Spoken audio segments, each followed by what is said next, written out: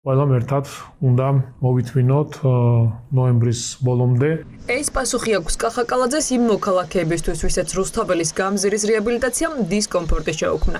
დღეს ცნობილი გახდა, რომ გადათხრილი რუსთაველის გამო პირველ კლასიკურ გიმნაზიასა და 47 საჯარო სკოლაში ახალი სასწავლო წელი ჩვეულ რეჟიმში ვერ დაიწყება. ორივე სკოლაში მოსწავლეებს საგაკვეთილო პროცესი დასწრება ჰიბრიდულ ფორმატში მოვწევთ. მივიღეთ გადაწყვეტილება, რომ მინიმუმამდე შეგვემცირებინა მოსწავლეთა დისტანციურ რეჟიმში გადაყვანა. ამ კუთხით აღნიშნული ეხება მხოლოდ პირველ კლასიკურ გიმნაზიასა და 47 საჯარო სკოლას, სადაც დამამთავრებელი კლასის მოსწავლეების, ამ შემთხვევაში პირველ გიმნაზიაში მე-10-მე-12, ხოლო 47 სკოლაში მე-11-მე-12 კლასის მოსწავლეებს შეეხება აღნიშნული. ჩვენ ბოდიშს ვხვდით სასკოლო საზოგადოებას შექმნილი დისკომფორტისთვის რეაბილიტაციის დასრულებისთანავე ჩვეულ რეჟიმში აღდგება სასწავლო პროცესი, ხოლო დანარჩენი კლასები ორივე სკოლაში შესაბამისი შემუშავებული გრაფიკით, რომელსაც სკოლის ადმინისტრაცია მშობლებს წინასწარ გააცნობს, უზრუნველყოფილი იქნება ფიზიკური დასწრება და სასწავლო პროცესის ჩვეულ რეჟიმში გაგრძელება. მოითმინეთ და გაუძელით ნოემბრის ბოლომდე. ეს არის თბილისის მერის მთავარი პასუხი. ეს კი მაშინ, როდესაც ტენდერით გათვალისწინებული ვადების მიხედვით რუსთაველის გამზირზე საავტომობილო მოძრაობა წესით ოქტომბრის ბოლოს უნდა აღდგეს, რადგან კომპანიას რეაბილიტაციის დასასრულებლად მხოლოდ 100 დღიანი ვადა აქვს. პირველი რაც კეთდება, ეს არის კომუნიკაციების შეცვლა მთლიანად გამზირზე, რასაც რა თქმა უნდა ახლავს ძალიან დიდი დისკომფორტი, განსაკუთრებით გადაადგილების და მოძრაობის თვალსაზრისით. რა თქმა უნდა, ასევე ხმაური, მტვერი, განსაკუთრებით იქ და ირგვლივ მცხოვრები ოჯახებისთვის და ადამიანებისთვის, თუმცა ამ მასშტაბის სამუშაოების სხვანაირად წარმოება აქტიურად შეუძლებელია. არავინ იცის კიდევ რამდენი თვე იქნება რუსთაველის გამზირი გადათხრილი. არავის აქვს მოლოდინი, რომ რუსთაველის რეაბილიტაცია ვადებში ჩაედება. ხალხი ფიქრობს, როგორ გაუმკლავდება ისედაც სატრანსპორტო კოლაფსში მყოფი ქალაქი მთავარი გამზირის ჩაკეტვას. ვითარება განსაკუთრებით სექტემბერში გართულდება, როცა მოქალაქეები დედაქალაქში დაბრუნდებიან. იქნება შესაძლებელი ოქტომბრის ბოლომდე დასრულდა ეს? სამწუხაროდ ძალიან ეჭვმეპარება.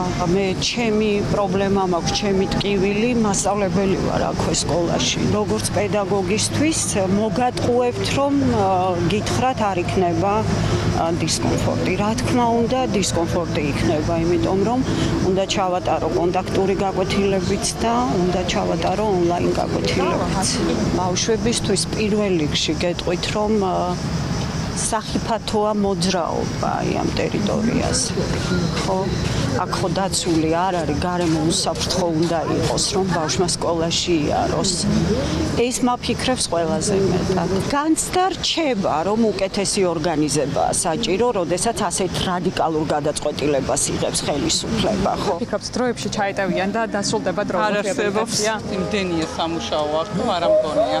ან ოპერის პირდაპირ ვცხოვრობ და თემოდან დავდივართ, ანუ რა ახალი გზიდან და თემოდ ქუჩებიდან. რა თქმა უნდა, რთულია.